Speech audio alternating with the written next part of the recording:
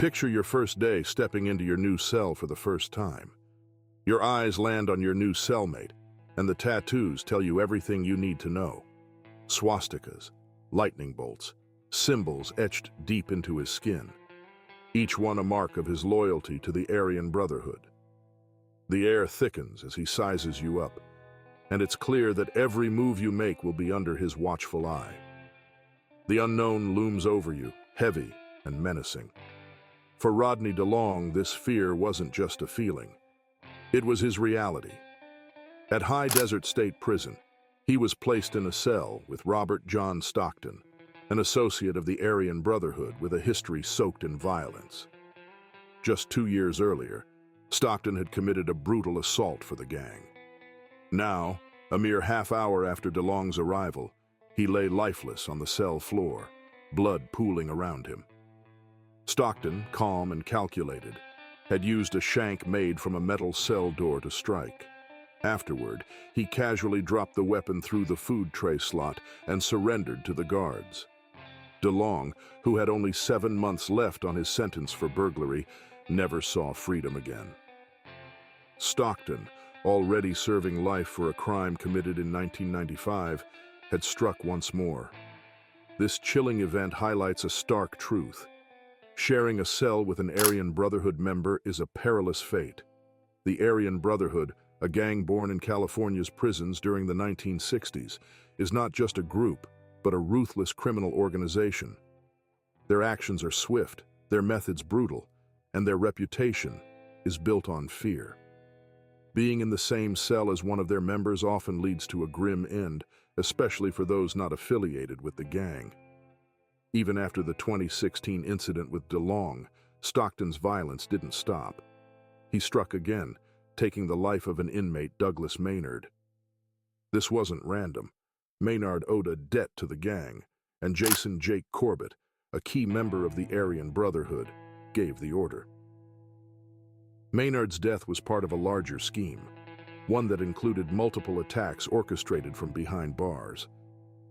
2 years later, federal prosecutors charged Corbett and another member, Pat Brady, with the demise of another inmate, Donald Pequeen.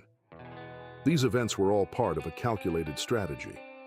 Corbett and Ronald Dean Yandel, another leader, plotted various attacks from their cells, using contraband cell phones to coordinate. One target was Paul "Dreamer" Diaz, with Stockton once again acting as the enforcer. These grim tales reveal the dark reality of life inside a cell with an Aryan Brotherhood member. The constant threat of violence, the unspoken rules, and the ever-present watchful eyes all combine to create an environment where survival is a daily battle. Living with a cellmate linked to the Aryan Brotherhood is not just an experience. It's a constant reminder that danger is always near, and the end could come when least expected. And in August 14, 2016, was just another day at the Jessup Correctional Institute. Until it wasn't. Inmates and cellmates from Building F had finished their recreation break and were returning to their cells. John O'Sullivan, one of those inmates, stepped into his cell to grab his belongings for a shower. What he didn't know was that 3 men were waiting for him: Vincent Bunner, Calvin Lochner, and Brian Hare. Without warning, the trio launched their attack, stabbing O'Sullivan with homemade metal knives. He tried to escape, making a desperate run toward the control booth. But the Tears surveillance captured it all. O'Sullivan's struggle, his frantic dash for safety, and the relentless pursuit by his attackers. Correctional officers rushed in, pepper spray in hand. They subdued the attackers and ordered them to the ground. But it was too late. O'Sullivan lay lifeless on the cold floor, the result of 54 stab wounds. The medical examiner confirmed what was painfully obvious. O'Sullivan had bled out before help could reach him. This wasn't an isolated event. Attacks like these, driven by the Aryan Brotherhood, are all too common in prisons across the United States. The attack on O'Sullivan wasn't random. It was a message. Leisler, a gang leader, had ordered this strike in retaliation for an incident involving another member of the Brotherhood at a different prison. O'Sullivan had been close to freedom, with only months left on his sentence. But when locked up with a member of the Aryan Brotherhood, freedom isn't always guaranteed. Revenge strikes can happen for reasons you may not even know about: guilt by association, or simply being in the wrong cell at the wrong time. Living with this reality is what makes life inside so perilous. It's a constant reminder that safety is a luxury, and danger is always just a step away when one is a cellmate to an Aryan Brotherhood member. Leo Felton didn't start out as a racist. His early years were marked by trouble, a teenager with a knack for theft and a quick temper. But it was during his time at Northern State Prison in New Jersey that his life took a sharp, dark turn. Serving time for a substance-related offense, Felton was noticed by members of the notorious Aryan Brotherhood gang rooted in white supremacy. They saw in him something they could use: his anger, his violence.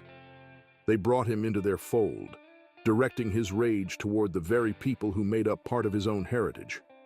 What they didn't know was that Felton wasn't the typical recruit. He was half-black, the son of a civil rights activist and a white ex-nun. But in prison, those details were not known to the gangs intending to recruit him, so it didn't matter. Felton's anger was molded by the gang, turning him into a tool for their agenda. His violent past grew even darker under their influence.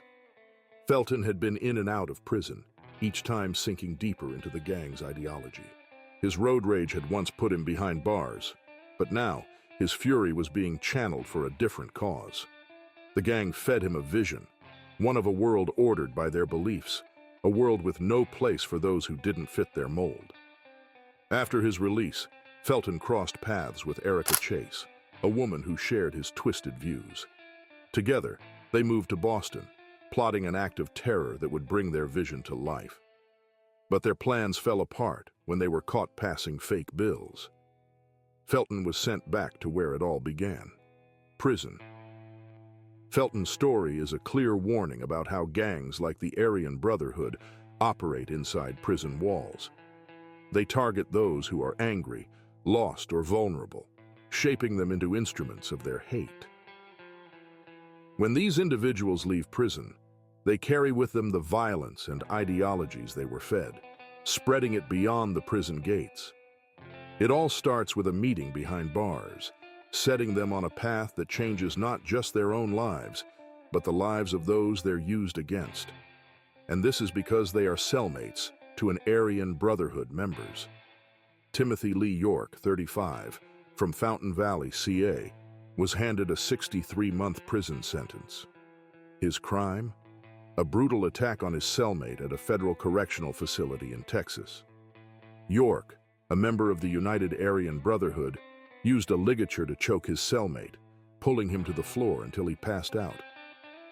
Once his cellmate was down, York didn't stop. He kicked and punched him repeatedly in the head and body. Now, you might think it's just another case of violence between inmates, but this wasn't just any attack. York's cellmate was Jewish, and in the twisted world of prison gangs, that made him a target. And when one's cellmate is a member of a gang like the Aryan Brotherhood, violence is never far away. Whether it's because of religious differences or affiliations with rival gangs, sharing a cell with someone like York can quickly turn deadly. This case is a stark reminder of the dangers lurking behind bars, where survival often depends on who you're forced to share your space with. Another case of what happens when your cellmate is a member of the Aryan Brotherhood,